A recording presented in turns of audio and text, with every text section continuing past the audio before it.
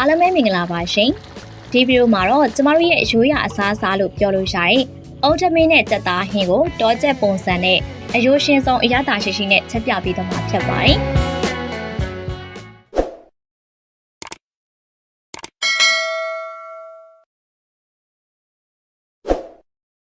အရှင်ဦးဆောင်နေနဲ့ကြက်သားဟင်းချက်ဖို့အတွက်ပူနေတဲ့ဒဲဦးတွေကိုစီထည့်ပါမယ်စီပူလာလို့ရှိရင်တော့ထုံးစံတိုင်းကြက်သွန်နီကြက်သွန်ပြိုငရုတ်ကောင်းငရုတ်သီးအစိမ်းမုံနနွေးတွေနဲ့စီတတ်ပါမယ်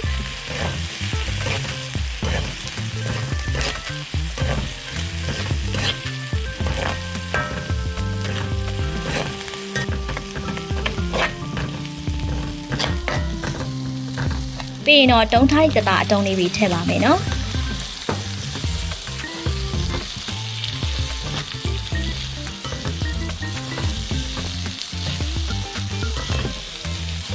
အပွားငယ်အတွက်ကတော့ငပြရည်အနေတော်လေးထည့်ပါမယ်အရသာအတွက်အချုံမုတ်လိုတက်လို့ထည့်ပါမယ်ရှင်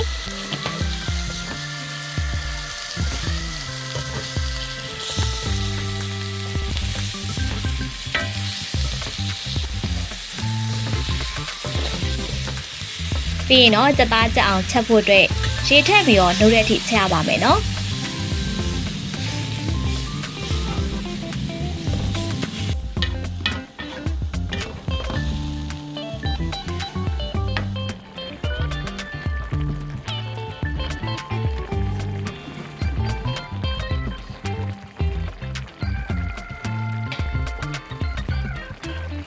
ဟုတ်ပါပြီရှင်နောက်ဆုံးအနေနဲ့ကတော့အနက်မှွေးနေအောင်လို့အပွားနေမစလာလေးထည့်ပါမယ်နော်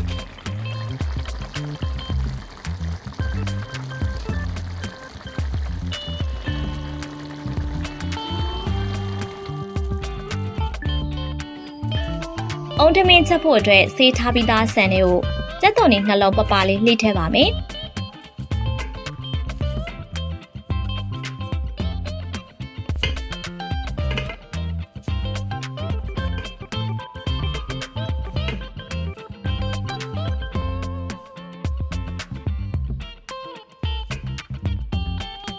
အုံးရည်ကိုတော့ဆန်ရဲ့ပမာဏအတိုင်းထည့်ရတဲ့အတွက်ကြောင့်ကျမဆန်3ဘူးကိုအုံးရည်3ဘူးနဲ့ရေတန့်1ဘူးထည့်ပါမယ်နော်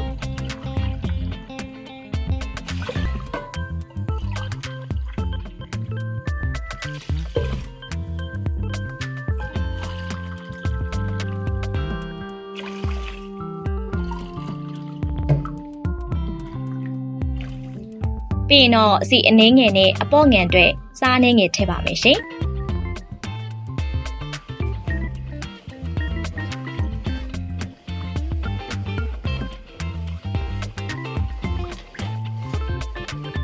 ဒါဆိုရင်ထမင်းပေါင်းနဲ့ချက်လိုက်ပါမယ်နော်ဟုတ်ကဲ့ပါရှင်အခုဆိုရင်တော့ကျမတို့ရဲ့ရိုးရာအစားအစာလို့ပြောလို့ရတဲ့အုံးထမင်းနဲ့ကြက်သားဟင်းကိုတောချက်ပုံစံနဲ့အရသာရှိရှိရပါပြီရှင်